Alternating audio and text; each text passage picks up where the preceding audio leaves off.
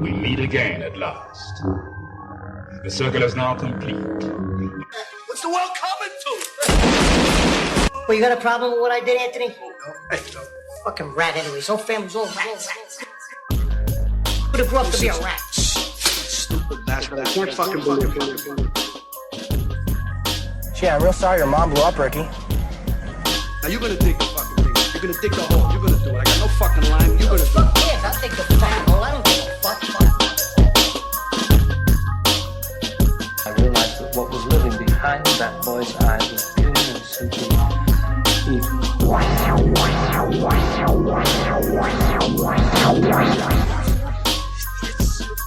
Jesus Christ. Mister, you okay in there? Put some Disney copies around here someplace. Have you any idea what the cost of your actions is? What their effect might be? Or you to give them hope? What do you give them? We give them happiness. And they give us authority.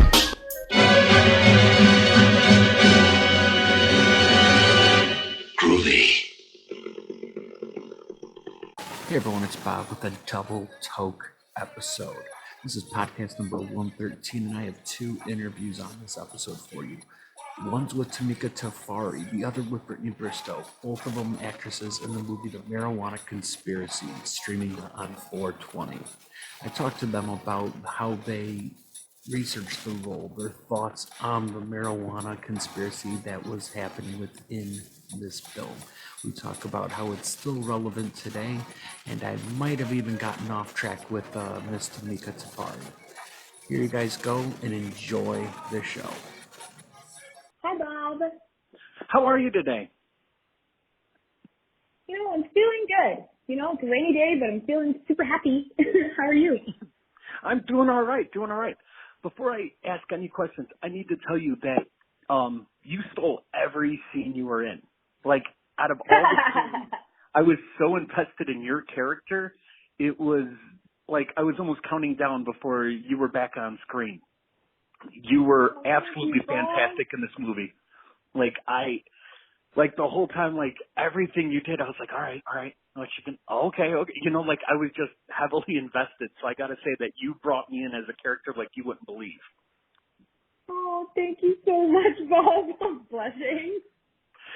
Like everything you did, I was just like, man, because I looked at, the movies you had been in previously and stuff, and it seemed like this was one of the newer things. I saw that you studied everything, and, now as you're coming into film, and I sat there and I was like, she's hitting a home run on something that many other people might not have done. Like, I was thoroughly impressed. Thank you. Yeah, it was the first big one. It was scary, but thank you so much. You would not know this was your first one. You hit it like a seasoned pro. Like, before I looked up anything, I was like, how have I not seen her in more stuff? I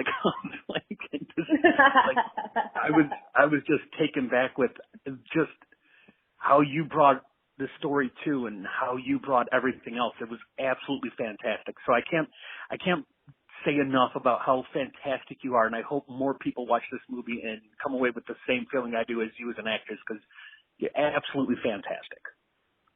Oh my gosh, Bob, thank you so much. Thank you so much. Wow. Now, I do have a couple questions though, just because considering how relevant this is now, with oh my God, more places going, legalizing and going medicinal and all this stuff. So this is a perfect timing. Plus the release date of being 4/20, I kind of giggled at when I first saw it. I was like, oh, it's just clever marketing right there. But now, did you know about this study before you took the role? I mean, was this like a well-known story? I didn't hear it, but then again, I'm like right outside of Chicago, so I never heard about this study. Were you familiar with it? No, so I didn't hear about it until I got to set. That's when Craig told us, he's like, okay, well, by the way, this is based off of a true story, so act accordingly. But before that, I didn't hear a stitch of it. And then I looked up after, and they're still waiting for answers from the study. Yeah, so that was unbelievable, too. It was really under the table. It was so fast under the table. I think he got whiff of one of the ladies, Doreen Brown. So he saw her and then made the impetus of the film came from her. And so he pretty much just picked her brain, met some of her friends that were also part of the study. And then from there, they're like, let's make a movie about this. And he just started to write it with them. Yeah. I read a little bit of an interview with the writer on Leafly, actually, and it was really good. Where I was like, wow, I almost felt sad that I didn't know this story beforehand. So I went down a rabbit hole yesterday. I barely got any sleep. I kept going more and more, just because I was very interested. Now, did you do any research as soon as you got this role? Did you throw yourself into a bunch of research and a bunch of the story, or did you get to meet any of the patients beforehand? Or I didn't get to meet any of the patients beforehand. So my research was pretty much geared to Miranda. I listened to a lot of 70s music. I looked up weed, what it does to your brain, especially what it does to your brain when one of the things that stood out to me was that they didn't know what they were smoking. So they never really told us what we were smoking. They just handed us the joint. So I was like, if they're smoking the same weed, I guess that works. But if they're smoking different weed, your brain's being affected in a whole bunch of different ways. So I kept looking up that. That's where I got my research from. And I looked up, because at the time, Miranda and where I was in my life and where she was when I found this character lined up so perfectly that I was shocked. I was like, oh, this is me on paper going through different things. And so I just went through the psyche of where she was at that time, and then how weed would heighten that experience. That's how most of my research was. It wasn't until I met the other girls that we started to just talk about the weed. Yeah, it was insane. Well, yeah, I mean, yeah, especially, like I said, again, with you, with everything being extremely, still relevant, where the record store said they weren't holding any black music, stuff like that. Like, a lot of it was, because this took place in 72. Here we are years and years later, and unfortunately we're still hitting a lot of those same cues that it's like, oh, wow, we really haven't come as far as we thought we have, you know? Exactly. Yes, that's something that you learn that has nothing to do with weed. You see how small of steps we have taken in some directions. Absolutely. And, yeah, I was looking at that. I was like, man, you know, and it, like I said, relevant with not just the weed, but with everything else. And when you said, oh, you think we're going to pinch this? Like, I come from a child of the 70s, so a lot of the lingo was right there where I was just like, oh, okay. And the soundtrack was phenomenal. I was just like, oh, this is a nice feeling. Now, what about the role? Like, when you read for this character, what part of this spoke out to you? I mean, I know you briefly said that, like, the character itself, you and her just, same person pretty much. Was there anything else that called out and said, yo, this is where you need to be. This is a calling right here. Oh, yeah. This is it. The this is it moment was when I'm talking to Mary, and we're doing macrame, and I'm telling her about my past and like my dad and everything. The first time I did that in the audition, I did it and it was super sad. And I remember feeling like, like a cat rubbed backwards. I was like, this isn't feeling right. And then I asked to do it again. And so this is the moment where I realized I'm like, this is it. Because I played it again, but I made it kind of funny. I took off some of the edge off of it and just said it. And I'm like, this is my reality right now. This is what's going on. But I got big problems. Like, I'm just focused on honestly hugging this man again. Like, I can't wait to get there. And I focused on that, which really carried me through, because if I fell into the sadness of it all, I don't think it wouldn't be as dynamic. I wouldn't have my heart wouldn't be open enough to meet these women and let them in. Me as Tymika, but also me as Miranda, would not be open enough to let all these people in. So I had to open my heart and figure out how to do that in a set when I'm going through something with this character at the same time. And the fact that I got to have that experience, or I saw that it was there for me to take, that was the moment that I realized, I'm like, this is yours. This is yours if you want it. And I made that. And then Craig saw it. Like, the room changed in the audition. He was like, okay, yeah. He's like, that's it.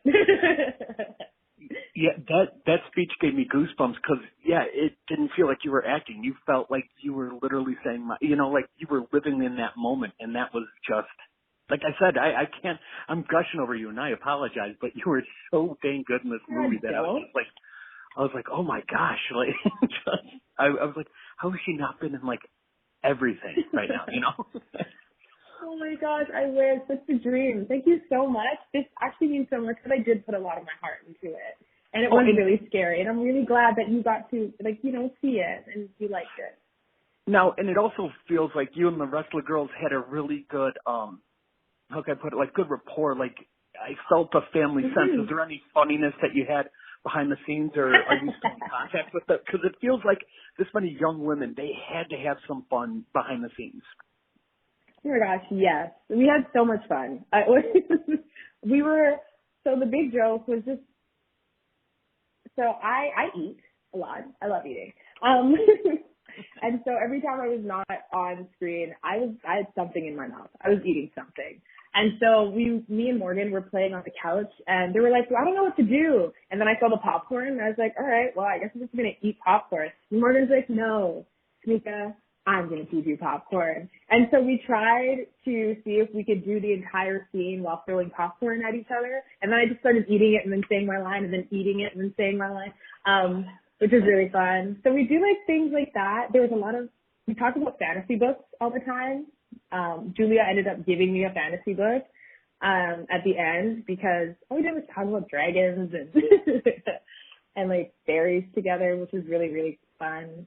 And we had a wine night at the end. We all got together and just unpacked what just happened. And we had some wine, got to know each other. I got my friend Kyla. She plays Janice. So we ended up getting really, really close. And we still hang out all the time. She doesn't live too far from me. So this pandemic needs to let up so I can go back to her house.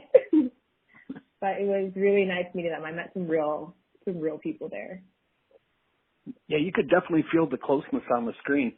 That's why I was like, man, you know, it had a sense of, like the ensemble reminded me of that of like Girl Interrupted back in the day where, you know, just, yeah, like it felt that way with every aspect when you're sitting back and going, oh, this tight-knitted girls and they're trying to find each other and, you know, with, you know, everything else that's going on and everyone had a backstory, like, it felt really good. And so I was like, man, this reminds me a little bit about Girl Interrupted, you know, and had that nice, it was a bigger story being told, but you had all these different pillars and you got the backstory, which was fantastic. Oh my gosh, that's high praise. Now, I gotta say, is there anything else you're looking forward to or anything you want people to take away from after they watch this movie? What's the one thing that people feel like, you know, what do you want people to think about your character when they're done watching it? What's the dream on that? The dream on what people think of my character after they watch it is to, like, it's not to smoke smart, truly. I know it sounds goody-goody. It's sounding real, look both ways before you cross the street, but hear me out. If you know what you're smoking and you listen to your body, there is so much that you can learn from that. Going from playing from like sober to playing high to trying to convince my body that it's high to going home and then being Jamaican, actually getting high sometimes. It's like you really have to listen to the nuances of your body and see what it's telling you. Because when I was working, I was able to pretend that I was high, not because I'd done it before, but because I know how my body reacts to it. And I know about my relationship with weed. Like, the smoking recreationally is, it's fun, but it's also, you have to watch your relationship with it. Because it can become, as you see in the movie, it can really take over if you're not grounded. Does that make sense? So I really tried to ground Miranda so that she wasn't not focused. So in the background, you always see her like working towards her future all the time. It's like even when she talks about her past, it's sad, but it's also from a place of being grounded and being like, I'm not going to let this weed shake me off my course because I have plans, and I'm also not going to let that happen to my friends. And when we come together in the end, and you know, I'm trying not to give it away, but when we come together, it's like that's what it's about. It's like, it's more than the weed. It's more than that. You're more than that, you know? It's what you make of this heightened experience.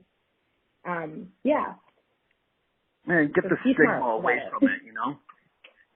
Yeah, it's like, it's not, weed doesn't hurt people. It's a plant. People hurt people.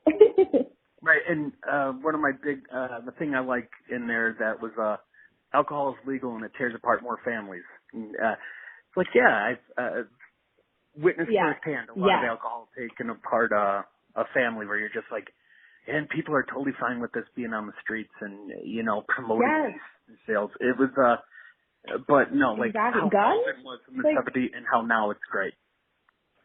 Yeah. The things that are legal right now, everything's kind of backwards. Like, you're mad at this plant. However, alcohol, which withdrawals could kill you from alcohol, and guns, all legal, but weed is not.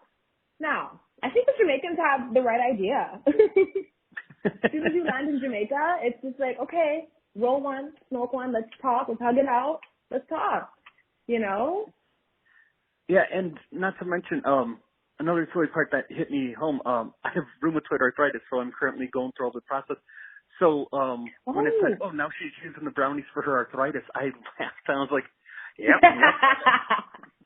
You're like, yes, I am. Yeah, right? It was just like, oh, the universe told me to do this again. Yes, this is the universe calling you to do that. And so real quick, it's in the 70s. You got a lot of really cool wardrobe changes and everything that was beautiful with those clothes. Did you get to take anything home as a memento, or did you get to take any of that beautiful art you guys were making home? Oh my gosh, yes. Yes, I did. So we called dibs on the macrame I was working on. I wanted it. I'm like, you know what? My energy is all over this. This is mine. I want it. And they were like, fine, yeah, you can have it. So we all got those. And the costumes, I took the costumes because the costume department was where I found home on set. Those ladies are phenomenal. I love them so much. They changed my first experience of being on a movie for me. And then when I left, Marie, the costume lady, pulled me aside. She's like, this is the jacket in the beginning, the brown one. Mm-hmm. She was like, this jacket has you all over it. This is your jacket.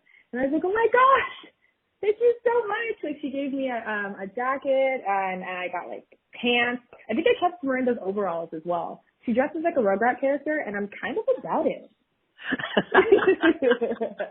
I kind of love it. Nothing wrong with making Rugrats a spirit animal, you know what I mean? Exactly. That's what I think.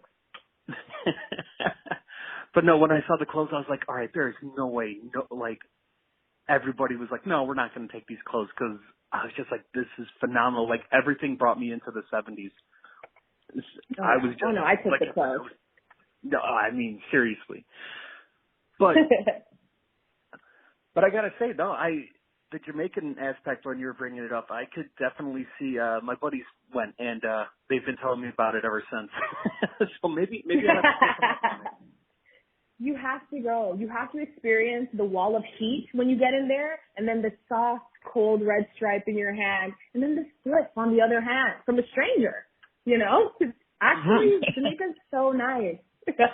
It's amazing. Yeah, I tell you, I'm going to be telling people, because I'm going to do, I'm going to post the interview later and do a review on the movie. And I tell you, people are going to think that I'm starting up a fan club about you. Like I said, you were so good in this movie, and I don't fanboy out much at all.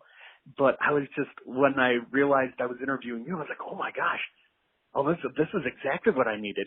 You know, this is the character I would want to talk to. This is exactly what I needed. This is like my most exciting interview. Like, I'm having such much fun with you. I can't even speak. I'm having so much fun. You're very good. Oh, you're making my day, believe me. It's been So is there any new projects? Is there anything else I need to keep my eyes open that's going to have Tymika all over it? Oh, well, you know what? During this pandemic, I've been getting into voice acting. So really? I've landed a gig with an animated show that's coming out. I get talk about it. I don't know. But yeah, so that's coming out. Very excited. And as for seeing my face anywhere, I'm working on some things with my friends that you will see soon. I'm very excited to get it out there. Oh, I'll be on the lookout. You know, also, yeah, I work in a bookstore. What fantasy book were you given? I'm curious now. You work in a bookstore? Okay. So we were talking about Patrick Rothfuss's Name of the Wind. Oh my gosh, yes. Lin-Manuel Miranda bought the rights and is supposed to be making it into a Starz television show. What? Yeah. What? I have to write that down. I'm sorry. Continue. I want to be in it. Oh my God, I want to be in it. I love that book so much. I'm shaking. The next one was I work at a Barnes & Noble out in, I'm right outside of Chicagoland. And so I work in a Barnes & Noble, been there for the past 5 years. So one of my favorite things is we get to sit down, we get to read some books and give some opinions. So when it comes to some fantasy, I'm always interested because there's more than just one person who likes fantasy. Some want dragons, some want, Game of Thrones all over the place. Some people like that.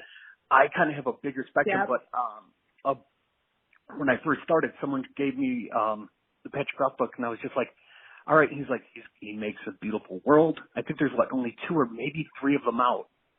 And oh my gosh. Yeah, but mind you, I want to say he bought the rights maybe a year ago, maybe a little more, and I haven't heard anything coming from it yet.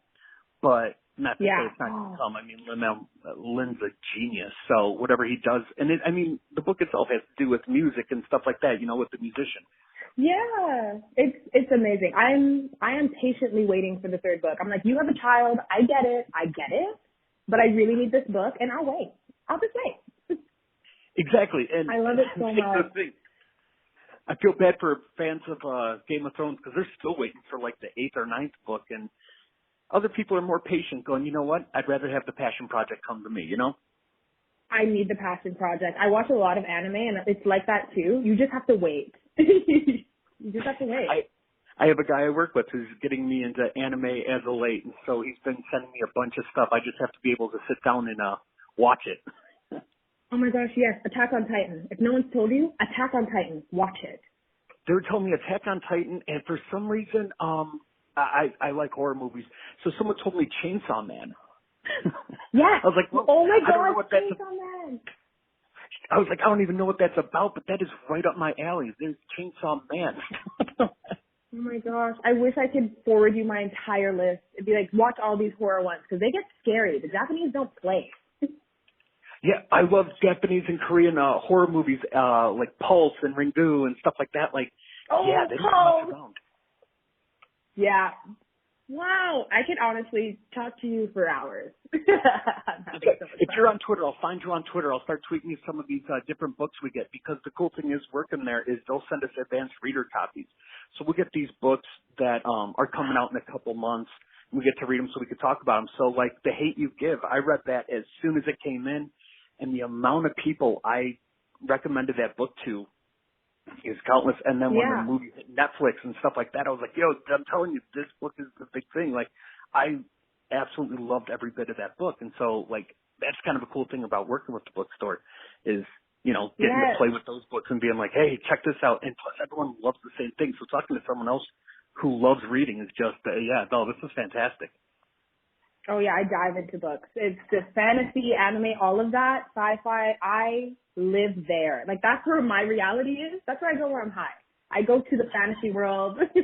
I have salt and, like, bread and cheese with me. I'm eating around a fire. Like, that's me. That's amazing. Yes. See, and the thing is, people are trying to get me to read Robert Jordan's, The Wheel Time with Brandon Sanderson taking over and stuff. And I to be honest, I cannot get into it. It's so, the universe he creates almost has a multiverse within it. And I was like, I don't know what I'm doing right now. Like, I'm halfway in. You're right. I'm reading. I don't know what happened. I don't know what happened. I'm reading Brandon Sanderson right now, Oathbringer. I'm reading that series, The King Chronicles. And it is The Way of Kings, that series. And it is a world within itself. I had to step out. I had to tap out for a second because I was getting sucked in, and I don't know when I was going to come out. Yeah, some of those books, I'd say it reads like stereo instructions sometimes, because I was like, I know what's happening, but I don't feel what's happening. You know, like a death could happen, and you're like, oh, okay, who was that? And I flip back 10 chapters to figure out who that was again. You look for the name. You don't really pronounce the name. You just know the letters. So you're like, this is that person. Exactly. And then when I'm trying to talk to someone about it, I'm like, it's just, I think there's 15 syllables. Yeah.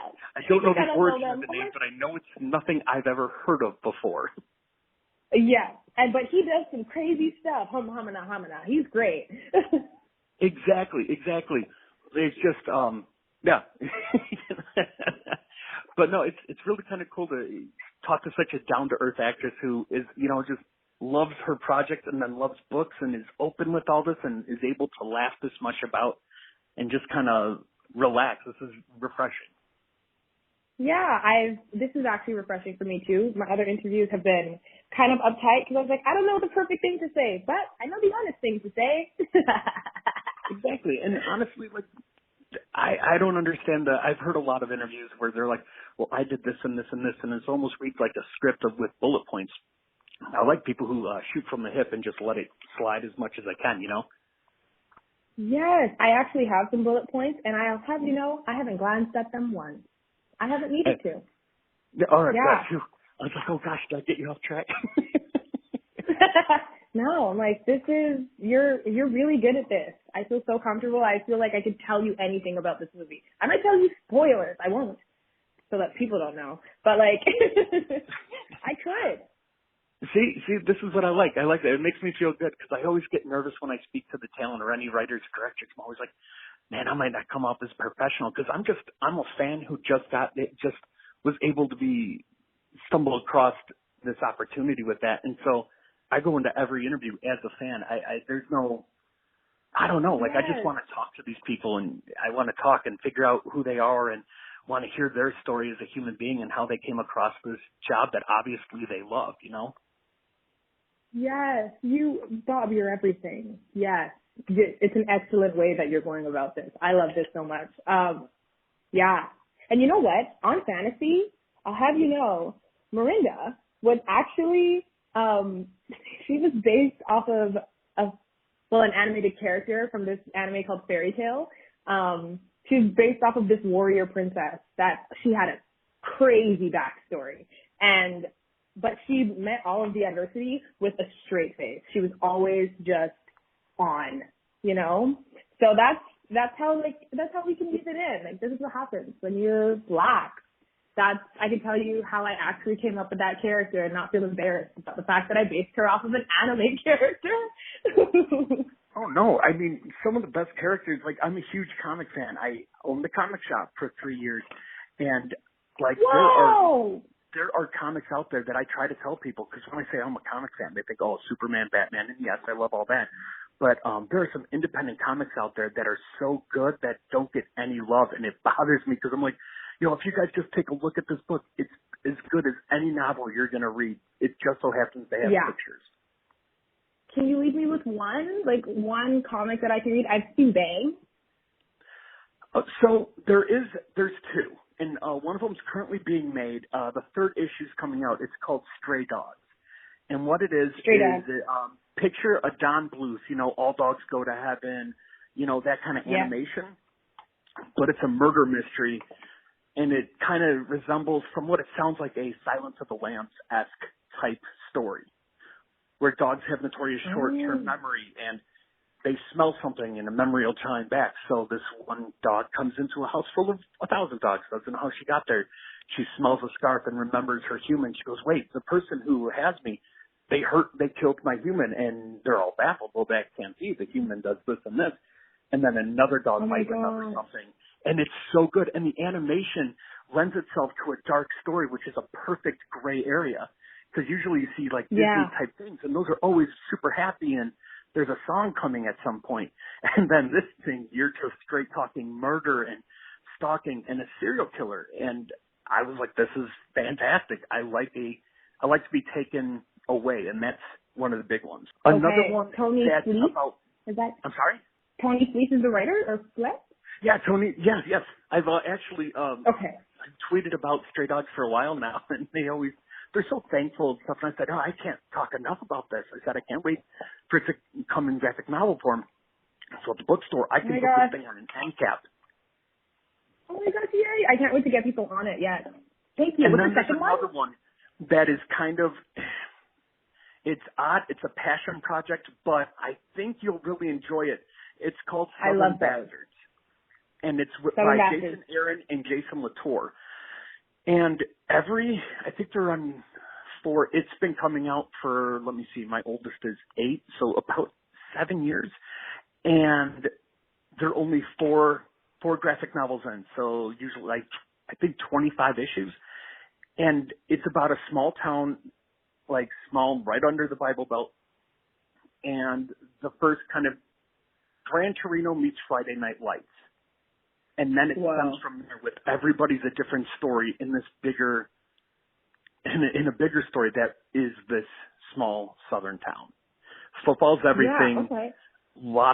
But the problem is it's very poignant. So there's still a lot of racism. There's still a lot of this. But the story that just comes out at the end of every one of those, the editions, the graphic novels, you sit back and you're just like, no. You're supposed to give me 2 more, and then you can end that story. That's not how I need you to end this.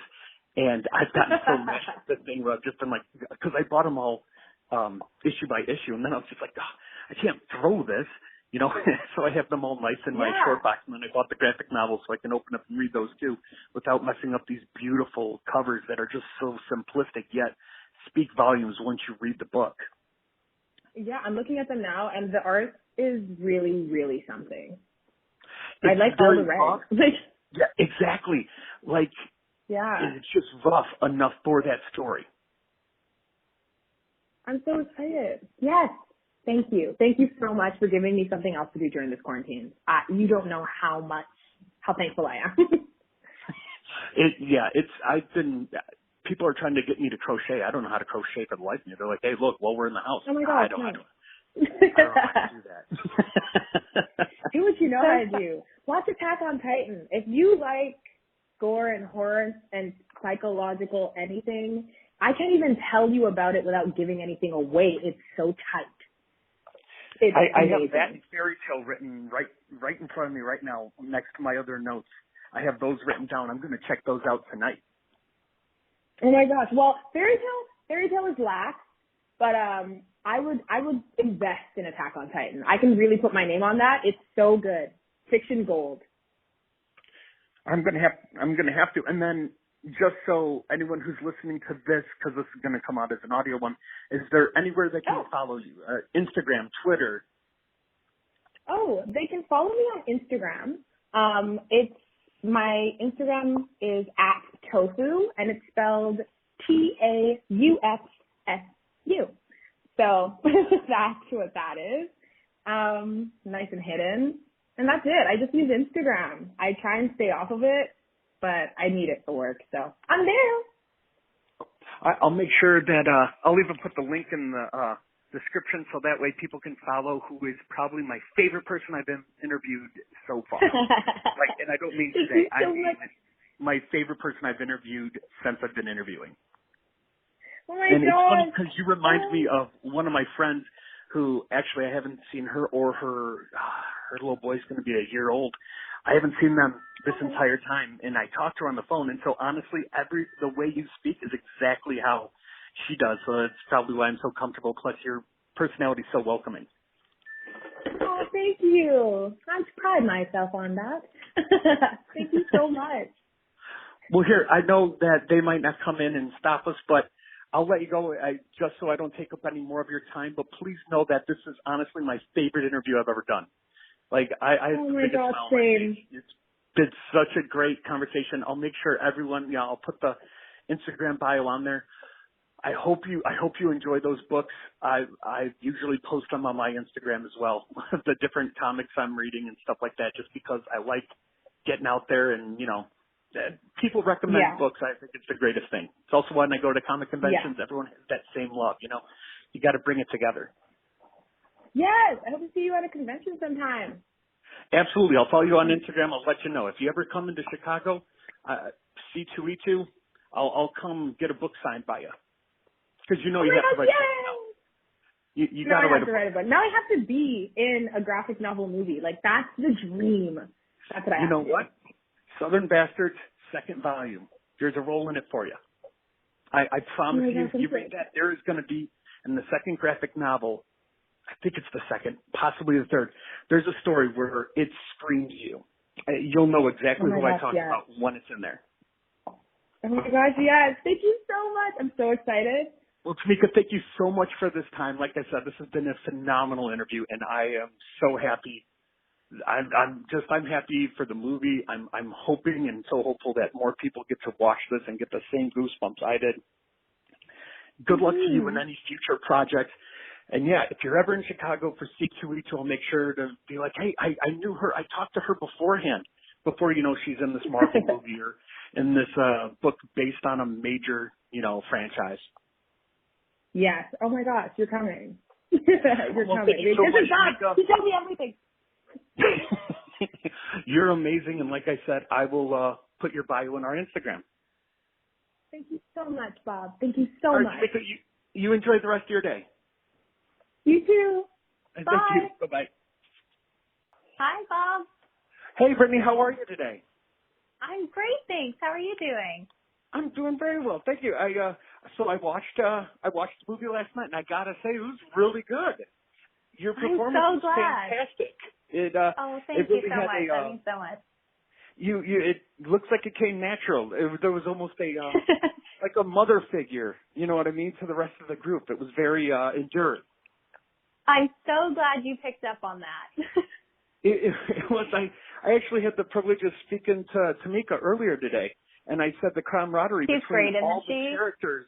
Oh, she's fantastic, and it was fun. We got to nerd out. We nerded out on a bunch of fantasy books we've read and stuff like that. It was a lot of fun. Amazing. I love that. So she said that you guys had a real good relationship. Everyone was having fun. Is there any stories you could tell me about the interactions you had and any lasting memories with them? Oh, absolutely. I mean, it was such a unique experience working so closely with 4 other women. And we really had an opportunity to bond. I mean, we made an effort before we started filming. Craig got us all together so that we had an opportunity to meet each other. We actually, before we started filming, had like a little girls' night at Kyla's house, and we just got together and ate cheese and had a glass of wine and got to know each other. And we really made an effort to understand each other and to sort of, you know, aside from our characters, see how we were all different and how we could all learn from one another, which was really fun. When we were on set, there was such a safety net with each of the women. I think there were so many moments where, you know, there's scenes where we're all sitting on the couch eating popcorn and we're genuinely laughing and having fun. And I think what's really beautiful about this film is it shows just how much these women were able to lean on one another and rely on each other for support in a time when they were completely separated from everything that was familiar.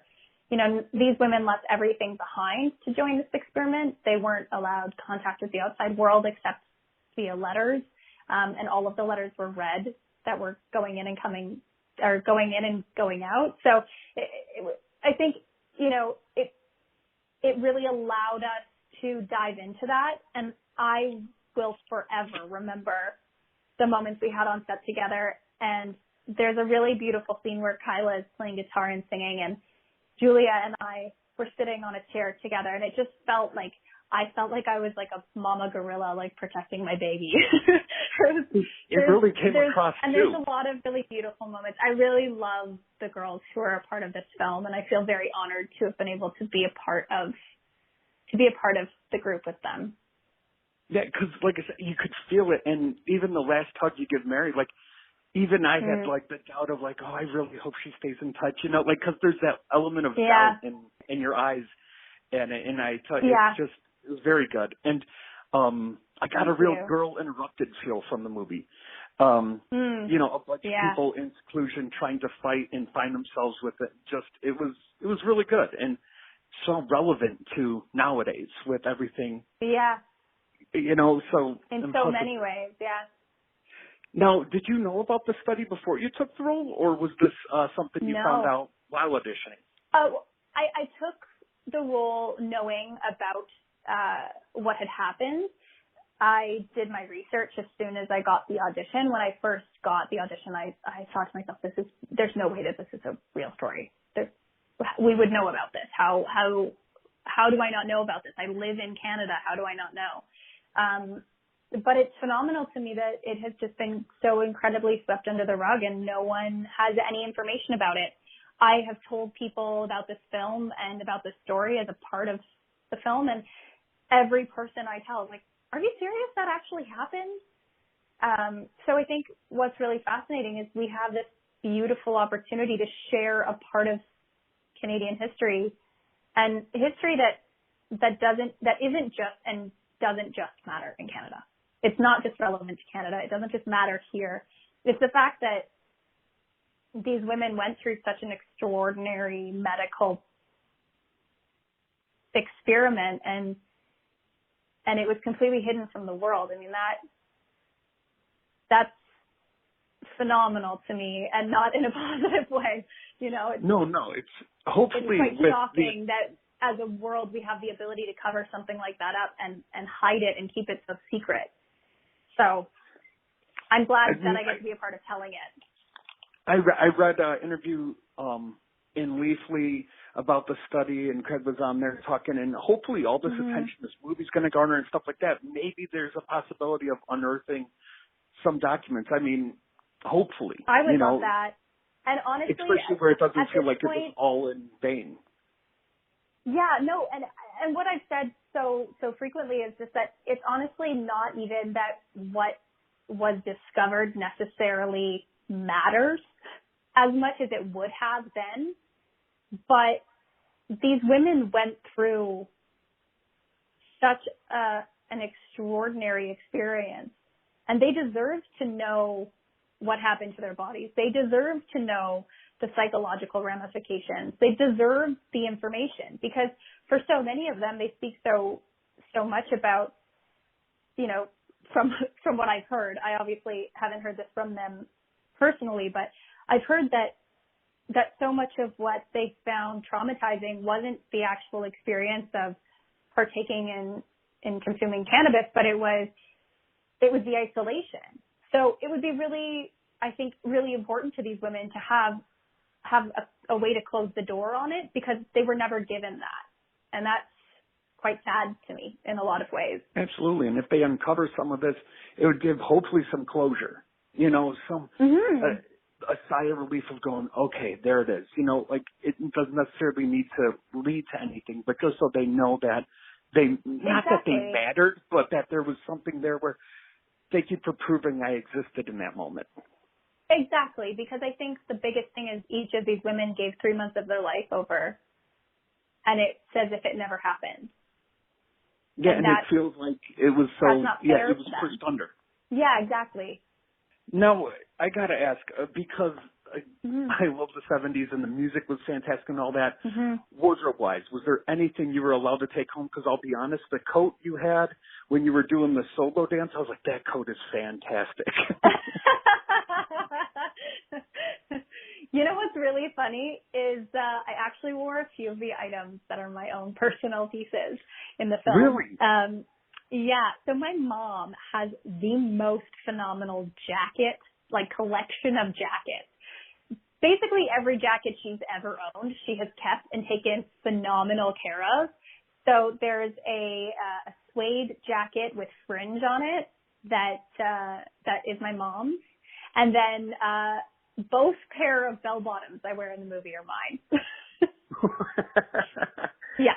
It's fantastic, though. I mean, like, you already had that feel for the character alone. I did. It's actually really funny when I was like 9 years old, there's a really funny picture of me dressed up. I had no idea what a hippie was. I just decided I wanted to be one for Halloween.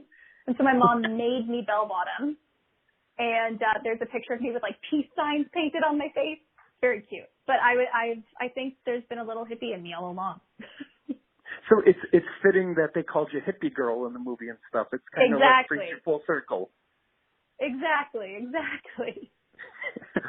That's so cool though. My not even that, but like the art you guys made and stuff like that. Like I remember this. I'm a child of the '80s, and I remember every one of my parents' friends. They all had that hanging, some sort of piece like that. Actually, the owls. I don't know if that's a big thing back then, but I've seen that.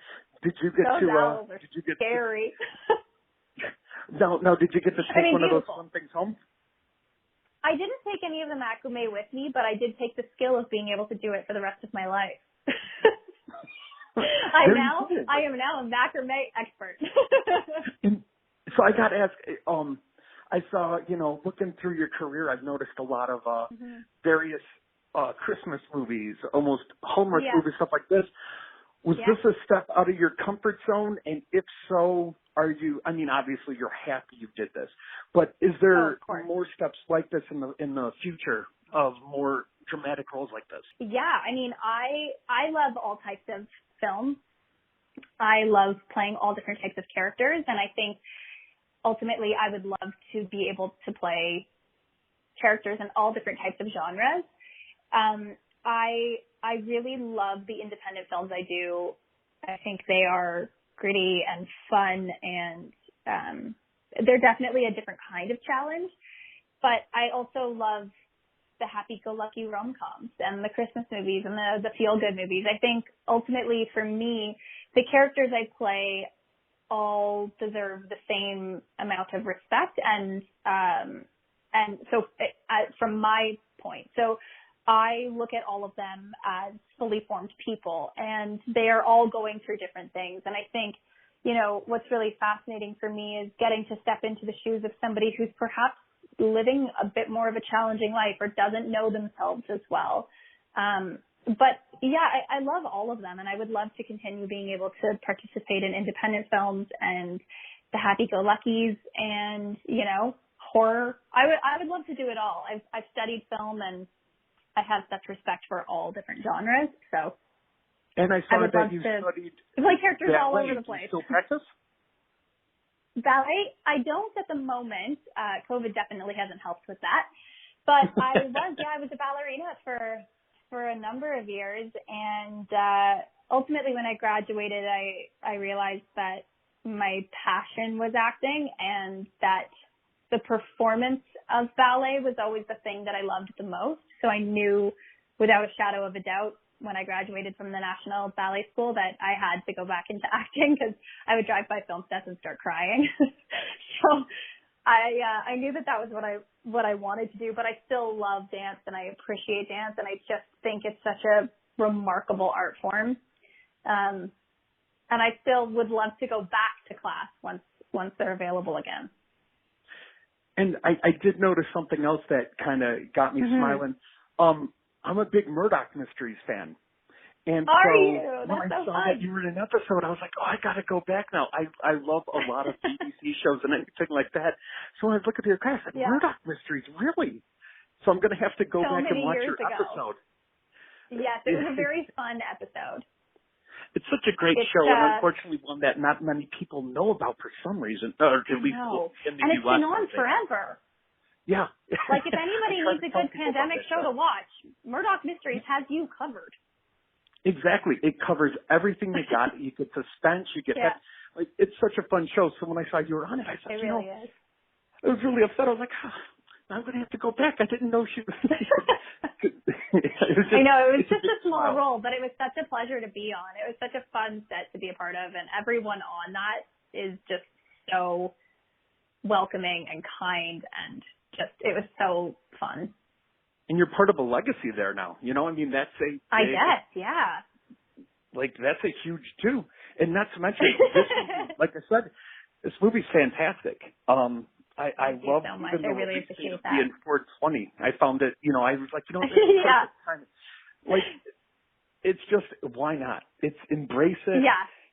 And exactly. I love the hashtag that goes along with it with it's not a weed movie. It has it in there. Because it's really, it is a movie that marijuana is definitely a character, but it's not just about that. It's more about the women and their relationship than anything, in my opinion.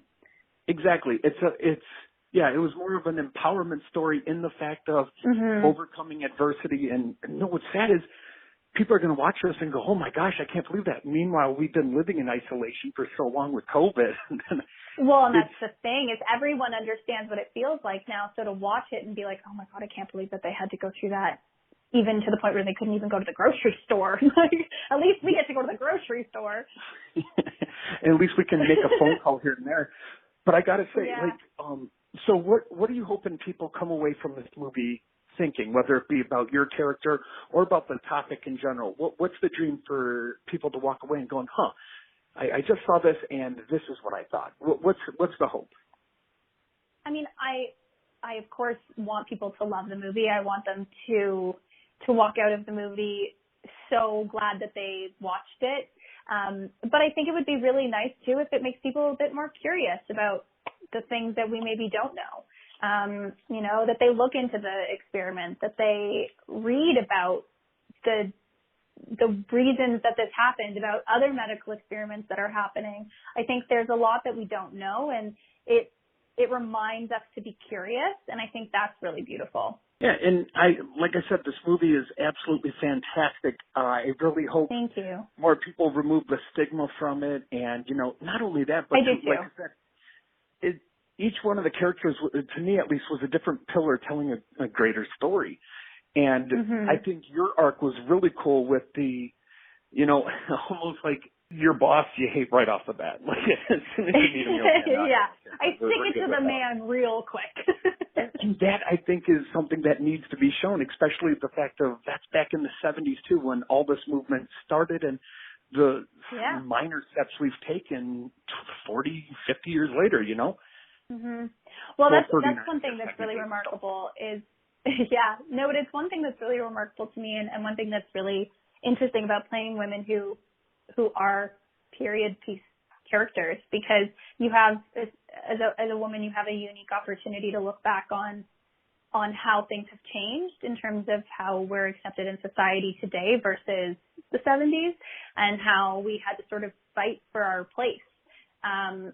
So it's unique in that sense, and I think it's a lot of fun to play those characters for that reason. You have a chance to sort of step back and be like, okay, I needed to be quiet in this time period, but maybe my character was fed up with that. Jane certainly is.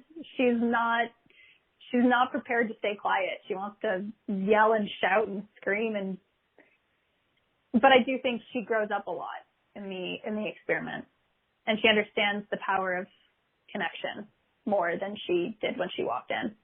All right. Well, thank you so much, Brittany. I enjoyed the movie. I'll make sure to link my absolute pleasure. Your Twitter right into the review as well, so that way we can have perfect. more of our listeners. I'll absolutely share it as well. All right. Well, thank you so much, you guys. You enjoy the rest Thank of your day, and congratulations on the movie, Brittany. Thank you so much. It was such a pleasure to speak with you. All right. Thank you. Have a good night. Bye. Okay. Bye. Yeah, hopefully that one wasn't too long for you. Like I said, sometimes I get a little off topic. Hope you guys enjoyed it. Again, that's the Marijuana Conspiracy, streaming on 4/20. Give it a watch. You just might learn something.